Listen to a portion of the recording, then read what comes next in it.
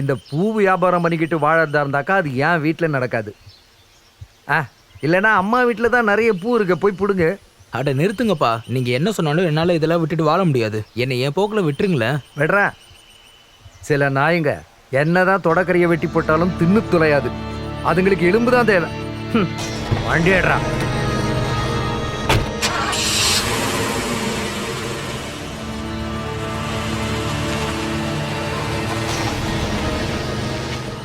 இப்படியே போயிட்டு இருந்தா அடுத்த தடவைலாம் எங்க வீட்டுக்கு போக முடியுமா என்னன்னே தெரியல. என் பொண்டாட்டியே வேணு சார் ராஜு ப்ரப்போசல் வச்சப்போ என்னுடைய முதலாவும் கடைசியா வச்ச ஒரே எக்ஸ்கியூஸ் இதுதான். ஹலோ, நீங்க மட்டும் இல்லல்ல இந்த உலகத்திலே முதல் போலீஸ் ஆஃபீஸரு. என்ன சொன்னாலும் அதுக்கு ஒரு கதை, ஒரு ப்ரொபோசல் ஸ்டோரி, ஒரு எக்ஸ்கியூசஸ். எனக்கு மட்டும் ஹஸ்பண்ட் இல்ல, ஊர்க்காரங்க முன்னாடி அசிங்கப்பட்டு சலிச்சு போச்சு. அடியே ராஜுகுட்டி, சும்மா படப்படன்னு பேசி ப்ரெஷரை ஏத்திக்காத. கேள்வி கேட்க உங்களுக்கு என்ன ரைட்ஸ் இருக்கு? இந்த மாதிரி ஒரு கதையை யார் வேணாலும் சொல்லலாம். என்ன சாட்சி இருக்கு? நான் ஒரு பாதிரியார். பாவப்பட்ட ஆத்மாக்கள், பரிசுத்த ஆத்மாக்கள் இறைவன் நடுவில் சுயமரியாதை இழக்கும் பொழுது, கெட்டவைகளை எதிர்க்கும் பொழுது கோபம் கொள்ளும். இல்லையா ஃபாதர்? தெய்வத்துக்கு மேலேயும் சில விதிகள் இருக்கு. நல்ல இடையன் தன்னோட ஆடுகளுக்காக தான் உயிரை பலி கொடுக்கிறான். கூட்டத்தில் ஒரு ஆட்டுக்குட்டியை கலங்கப்படுத்திய பெருங்குற்றத்தை தானே பாவ மன்னிப்பு செய்து கொண்டீர்கள். இனி எந்த தேவாலயத்திலும் நீங்கள் பலி கொடுக்க முடியாது. என்ன என்ன மிரட்டுறீங்களா? இல்ல, விதி. கர்ம வினை ஃபாதர், அனுபவிச்சே தீரணும். பாவ மன்னிப்பு கொடுக்க வேண்டிய உன்னுடைய கைகளால் நீ செய்த பாவம்.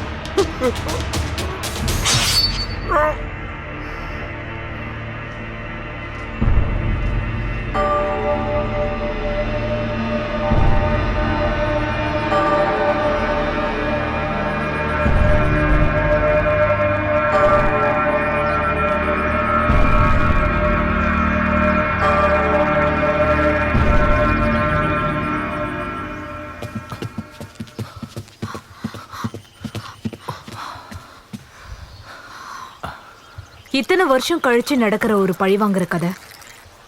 எனக்கு என்னவோ இதுல இப்போ ஒரு மேடம், இது ஒரு மாயிஸ்ட் சதியோ இல்ல பிளான் பண்ண ஒரு சதியோ இல்ல. This is completely a personal revenge. Plan பண்ணி பழிவாங்க வந்திருக்கிற நக்சல் பேக்ரவுண்ட் உள்ள 2 பேர். இந்த லூயியை கொன்னதுக்கு அப்புறமும் கூட இந்த ரிவெஞ்ச் தொடர்றதுக்கான காரணம் என்னவா இருக்கும்? பயம். பிடிபட்டுருவோன்னு உறுதியான பிறகு தொடர்ச்சியா கிரைம்களால ஒரு கன்க்ளூஷன். என்ன இருந்தாலும் போஸ்ட்மார்ட்டம் ரிப்போர்ட்ல சிமிலாரிட்டி ஒரு வேல்யூபிள் லிங்க். அந்த வழியில இன்வெஸ்டிகேஷன் பண்ணா பலன் இருக்கும். Yes madam, sure. Okay, bye. Bye. Thank you. அப்படின்னா இந்த டாக்டர் ரவியோட அரவணைப்புல வந்தது எப்போல இருந்து தெரியுமா? ஐயோ, அப்படி ஒரு குறிப்பிட்ட காலகட்டத்தை எல்லாம் நம்மளால சொல்ல முடியாது. இது ஒரு ஆதரவற்றோர் இல்லம். வெளிநாட்டில இருந்து கிடைக்கிற நன்கொடைகளையும் டாக்டர் ரவி மாதிரி இருக்கிறவங்க உதவி செய்யறதுலையும் தான் நாங்கள் இதை நடத்திட்டு வரோம். வாரத்துக்கு 2 நாள் அவர் இங்க வருவாரு, அவளை பார்ப்பாரு. அது மட்டும் இல்லாம தேவயானி தங்குற செலவையும் அவளோட படிப்பு செலவையும் அவர் ஏத்துக்கிட்டாரு.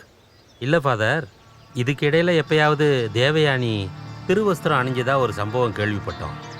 நீங்க கேள்விப்பட்டதெல்லாம் நானும் கேள்விப்பட்டிருக்கேன்.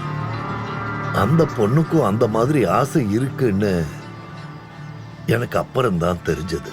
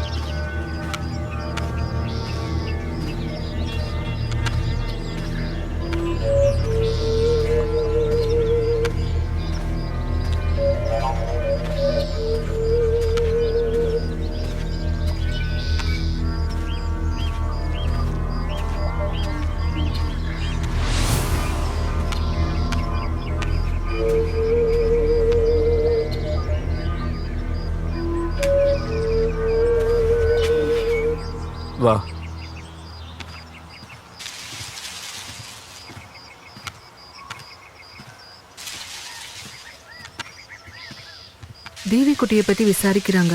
மொபைல் போனை கண்டுபிடிச்சிட்டாங்கன்னா அதனால தான் நான் இப்போ போனே எடுக்கிறது இல்ல. அப்புறம் நான் ஃபேஸ்புக் லைவை பத்தி சொல்லியிருந்தேன்ல, ஒரு மஞ்சு பத்திரிகையோட எடிட்டர், பேரு உதயபானு. அவன் எழுதி கொடுக்க முடிவு பண்ணிட்டானா?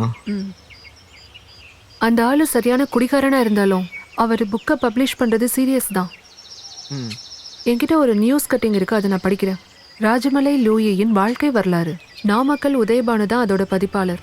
ஏழைகளின் தலைவன் என்று தன்னைத்தானே சொல்லிக்கொண்டு தெரிந்த நிறைய நிறவெறியாளர்களுக்கு குடைபிடித்த நக்சல் லூயி தமிழ்நாட்டில் ஆதிவாசி ஊர்களில் போராட்டம் என்னும் பெயரில் நடத்திய அக்கிரமங்களின் தொகுப்பை தான் இந்த புத்தகம் பேசப் போகிறது. லூயியோடு பேட்டி கண்டு நேரில் அறிந்த விபரங்களின் தொகுப்பு இது. நிறுத்து, அவன் விஷயத்தை நான் பார்த்துக்கிறேன். அவனோட பேட்டியும் ஒரு புத்தகமும். நீ கிளம்பு.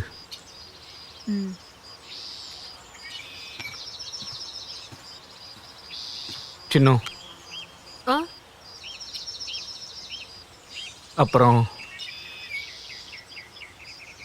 என்ன? எனக்கு ஏதோ கெட்டது நடக்க போற மாதிரியே ஃபீல் ஆகுது.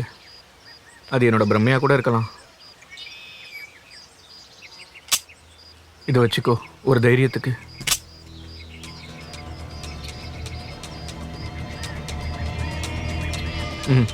கிளம்பு. சரி.